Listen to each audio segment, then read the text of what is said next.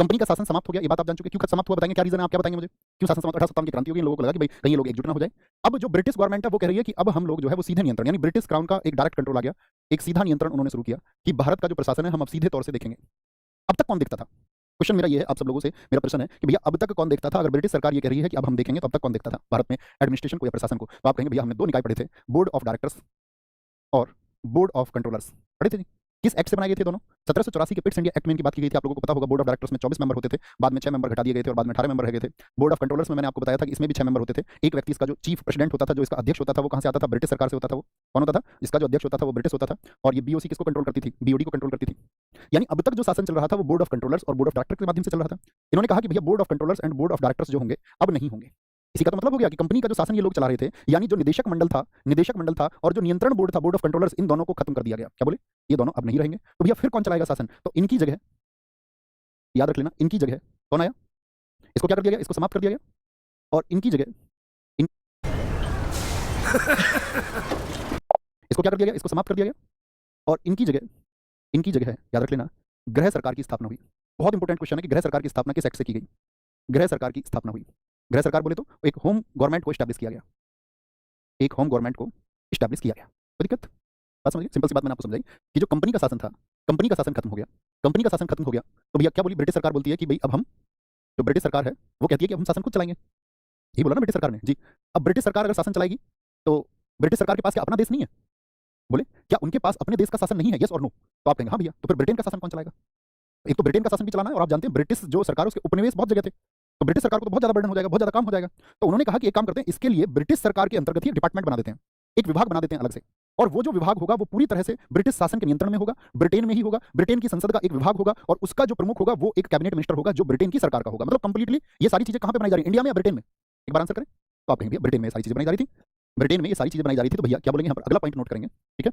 गृह सरकार को समझते हैं। गृह सरकार क्या थी? क्या बोला एक दिक्कत, यानी कि हम कह सकते हैं कि भैया जो ब्रिटिश संसद थी, ब्रिटिश पार्लियामेंट थी, उसी ब्रिटिश पार्लियामेंट में एक डिपार्टमेंट बनाया गया, एक डिपार्टमेंट बनाया गया जो किस बात के लिए था? भारत का एडमिनिस्ट्रेशन देखने के लिए, भारत का प्रशासन देखने के लिए, क्योंकि अभी ईस्ट इंडिया कंपनी नहीं है, तो भारत का प्रशासन देखने के लिए ब्रिटिश संसद में ही एक डिपार्टमेंट बनाया गया। ठीक है, तो भारत सचिव का पद यहाँ पे क्रिएट किया गया। और साथ में छोटी सी बात बना लेना, इसका कार्यालय भी 1858 के एक्ट में ही बनाया गया था। इसका कार्यालय बोले तो ऑफिस, इसका कार्यालय भी बनाया गया। ठीक है, बताइए भैया पहले राज्य सचिव कौन थे, दूसरे राज्य सचिव कौन थे? दोनों बातें आपको बतानी है। तो आप सबको पता होगा, मैं भी छोटी सी बात एक पीछे आपको लेकर चलता हूं। मैंने छोटी सी बात की कि जो बोर्ड ऑफ कंट्रोलर्स का अध्यक्ष होता था वो एक ब्रिटिश व्यक्ति होता था, ब्रिटिश सरकार का एक व्यक्ति होता था। तो यहाँ पे जो बोर्ड ऑफ कंट्रोलर्स के अध्यक्ष थे एडवर्ड स्टैनली, उन्हीं एडवर्ड स्टैनली को क्या किया गया? भारत सचिव बनाया गया। तो यहाँ पे नोट करना कहीं छोटा सा, पहले भारत सचिव, पहले स्टेट सेक्रेटरी कौन बने थे? पहले भारत सचिव, पहले इंडिया सेक्रेटरी कौन बने थे? तो आप बोलना स्टैनली, एडवर्ड स्टैनली। और एडवर्ड स्टैनली पहले कहाँ पर थे? बोर्ड ऑफ कंट्रोलर्स के भैया अध्यक्ष थे, वो उस काम को देख रहे थे। ठीक है, क्या नाम है? Edward Stanley. ये क्वेश्चन पूछा था आपका यूजीसी नेट ने, दूसरे भारत सचिव कौन बने थे? दूसरे भारत सचिव, दूसरे भारत सचिव थे आपका चार्ल्स वुड, जिनके नाम से वुड डिस्पैच 1854 का, चार्ल्स वुड। ठीक है, कितने सदस्यों की काउंसिल बनाएगी? 15 सदस्यों की। तो क्वेश्चन बनता है यहाँ से, एक जो भारत सचिव होगा वो कौन व्यक्ति था? तो ये छोटी सी बात आपको पता चलनी चाहिए कि ये जो ब्रिटेन में, जैसे हमारे यहाँ लोअर हाउस किसको बोलते हैं? लोकसभा को, तो लोकसभा का एक सदस्य वहाँ, यानी ब्रिटेन के लोअर हाउस का वो मेंबर होना चाहिए। इसका मेंबर होना चाहिए, ब्रिटिश के लोअर हाउस का एक मेंबर होना चाहिए, और साथ में वो कैबिनेट मंत्री होना चाहिए, कैबिनेट मिनिस्टर होना चाहिए वहाँ पर। कैबिनेट मंत्री भारत सरकार में या ब्रिटिश सरकार में? भैया ब्रिटिश सरकार में। भारत में इस समय तक कोई सरकार ही नहीं थी, क्या बोलेंगे? ब्रिटिश सरकार में एक कैबिनेट मिनिस्टर का दर्जा उसका होना चाहिए। अब ये सारी चीजें ब्रिटेन में हुई है, तो मुझे बताओ इनकी सैलरी कहाँ से जानी चाहिए? ब्रिटेन से कि इंडिया से? भाई ब्रिटेन के फायदे के लिए, ब्रिटेन की संसद में एक डिपार्टमेंट बनाया गया है जो भारत का एडमिनिस्ट्रेशन देख रहा है। एडमिनिस्ट्रेशन क्यों देख रहा है? ताकि ब्रिटिश सरकार को फायदा हो। तो इन सबकी सैलरी कहाँ से जानी चाहिए? आप कहेंगे ब्रिटेन से, लेकिन नहीं, पूछा जाता है भारत सचिव का जो आपका वेतन है वह कहाँ से दिया जाता था? तो इनकी जितनी भी सैलरी है, चाहे ये 15 मेंबर्स हो, आपका 15 मेंबर्स हो, या आपका जो स्टेट सेक्रेटरी हो, इन सबका वेतन जो है, याद रख लेना, इन सबका जो वेतन है, जो इनकी सैलरी है, वेजेस है, इनके जो भी खर्चे थे वो जाते थे इंडियन रेवेन्यू से, भारतीय राजस्व से। कहाँ से जाते थे? भारतीय राजस्व से। बाद में इसका बड़ा विरोध हुआ था कि भाई भारतीय राजस्व से क्यों जाते हैं। ठीक है, और आप सब लोग जानते हैं कि दादा भाई नौरोजी ने ड्रेन थ्योरी जैसे सिद्धांत लिखे कि अंग्रेज किस तरह से हमको लूट रहे हैं, है ना? ड्रेन थ्योरी, तो दादा भाई नौरोजी का ड्रेन थ्योरी समय पे लिखा गया उनका कि भाई धन निकासी का सिद्धांत, कि भाई कैसे पैसा लूट रहे हैं। तो इन अंग्रेजों ने क्या किया था कि याद रखना कि जो आपका भारत सचिव और 15 सदस्यीय एक परिषद है उसका वेतन जाना कब बंद हुआ था? याद रखना 1919 के एक्ट से, यही किनारे पे लिख लो, बाद में हम भी पढ़ेंगे। 1919 के एक्ट से क्या हुआ था कि ये पैसा ब्रिटिश राजस्व से जाने लगा था। जब इसका विरोध हुआ तो कहां से गया ये? फर्स्ट वर्ल्ड वॉर के बाद में, जब फर्स्ट वर्ल्ड वॉर खत्म हो गया, हमारे देश में यहाँ पर बहुत बड़ा साथी आंदोलन हुआ। तो यहाँ पे लोग आपका क्या बोलेंगे, एक छोटा सा पॉइंट लिखना, 1935 में क्या हुआ था? 1935 में भारत परिषद खत्म कर दी गई, भारत परिषद समाप्त हो गई थी। और 1947 में भारत सचिव का पद जो है भारत की आजादी के साथ में ही खत्म हो गया। बात समझे? दोनों तरह के क्वेश्चन याद रखेंगे। किस एक्ट से भारत सचिव का पद इंट्रोड्यूस किया गया? 1858 एक्ट, 1858 अधिनियम में उसके बारे में बताया गया। कब खत्म किया गया? 1947 में। अब यहाँ पर एक शब्द आया है भारत परिषद अर्थात इंडिया काउंसिल। ये इंडिया काउंसिल से क्या मतलब है भैया? तो 15 सदस्यीय एक परिषद होगी और भारत सचिव होगा, इन दोनों को मिला के ही कहा जाता था आपका भारत परिषद। किसको मिला करके? अगर मैं आपसे पूछूं इन दोनों को मिला करके क्या बोलते थे, क्या नाम देंगे? तो इन दोनों को मिला के कहा जाता था आपका भारत परिषद। अच्छा, अभी हमने पीछे केंद्रीय विधान परिषद भी पढ़ा था, उससे कंफ्यूज तो नहीं होंगे? पिछली क्लास में हमने पढ़ा था एक सेंट्रल लेजिस्लेटिव असेंबली, केंद्रीय विधान परिषद, है ना? केंद्रीय विधान परिषद नहीं है उसमें, तो केंद्रीय विधान परिषद में भी भारतीय शामिल होंगे। ये किसके लिए? भारत का शासन देखने के लिए एक भारत परिषद अर्थात इंडिया काउंसिल है। तो इंडिया काउंसिल की स्थापना किससे हुई थी? 1858 से। लेकिन इंडिया काउंसिल को खत्म किस एक्ट से किया गया था? 1935 से। अंग्रेज बड़े चालू थे, जैसे ही पैसा इनके अकाउंट से जाने लगा, इनको लगा कि ज्यादा पैसा है, तो पहले तो इन्होंने क्या किया था, इन मेंबर्स को घटाया था कि यार बड़ा खर्चा होता है, भारत के बारे में नहीं सोचते थे कि भारत सरकार का भी खर्चा होता है। और फिर इन्होंने क्या बोला, भारत परिषद की कोई आवश्यकता ही नहीं है जो इनके ऊपर खर्च पड़े। और बाद में 1947 में ऐसे ही इन्होंने, क्योंकि अब तो क्या हो गया था, भारत स्वतंत्रता अधिनियम आ गया था, तो उन्होंने उस टाइम उसको खत्म कर दिया। कोई दिक्कत? तो ईस्ट इंडिया कंपनी थी अब से पहले, तो उसमें जो सर्वोच्च पद था वो कौन सा होता था बताएंगे? भारत में जो सर्वोच्च पद होता था वो कौन सा था? आप कहेंगे सबसे ज्यादा पावर्स गवर्नर जनरल के पास में थी, जीजी के पास में थी। तो जीजी को अब क्या कहा जाने लगा? क्योंकि ईस्ट इंडिया कंपनी तो है नहीं, अब तो जीजी तो रहेगा नहीं। तो इन्होंने बोला कि भारत का गवर्नर जनरल जो होगा, भारत का गवर्नर जनरल अब वाइसराय होगा। क्या होगा? Viceroy of India. में शासन कर रही थी, बड़ी नालायक थी, आप लोगों को बड़ा सताया है यहाँ पर। हम लोग तो उनसे बड़ा कहते थे लेकिन बड़ा बिल्कुल नहीं मानते थे, और तुम लोगों को लूटने का उसने काम किया है। लेकिन मैं महारानी विक्टोरिया आपसे वादा करती हूँ, मैं आपसे ये प्रॉमिस करती हूँ कि यहाँ के लोगों की जो सांस्कृतिक क्षमताएं हैं, ये जो सांस्कृतिक समानताएं हैं, जो आर्थिक समानताएं यहाँ पर होनी चाहिए, जो राजनीतिक स्वतंत्रता यहाँ पर होनी चाहिए, वो सब आपको मेरे माध्यम से मिलेंगी अब सीधे। इसीलिए ईस्ट इंडिया कंपनी को हटा करके ब्रिटिश शासन सीधे, या ब्रिटेन की सरकार अब सीधे यानी कि प्रत्यक्ष तौर पर भारत का शासन देखेगी।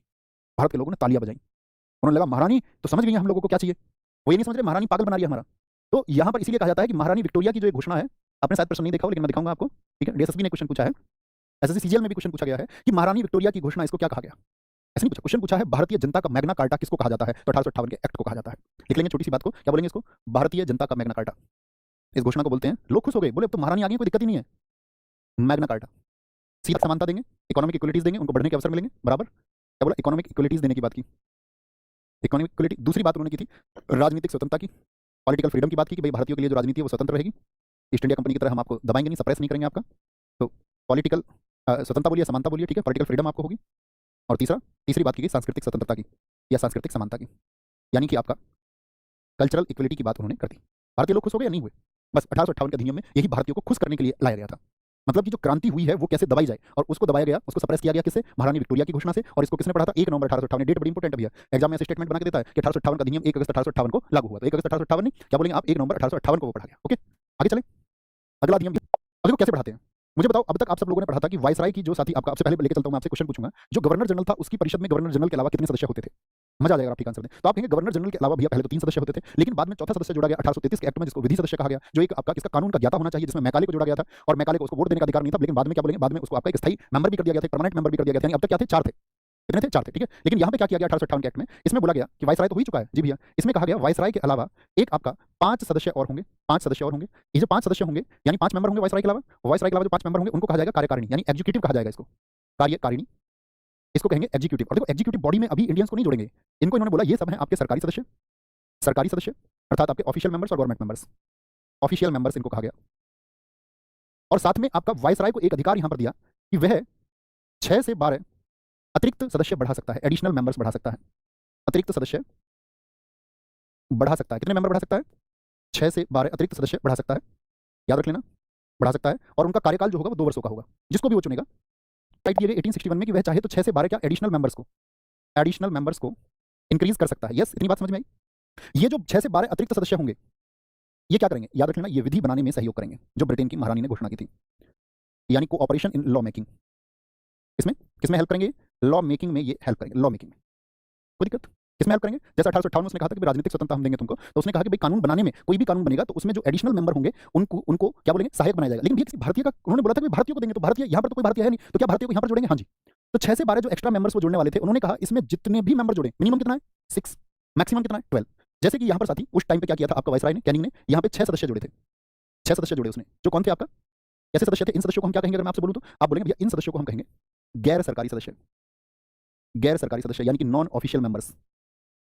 क्या आपको आपकी आवाज की रेंज पता है?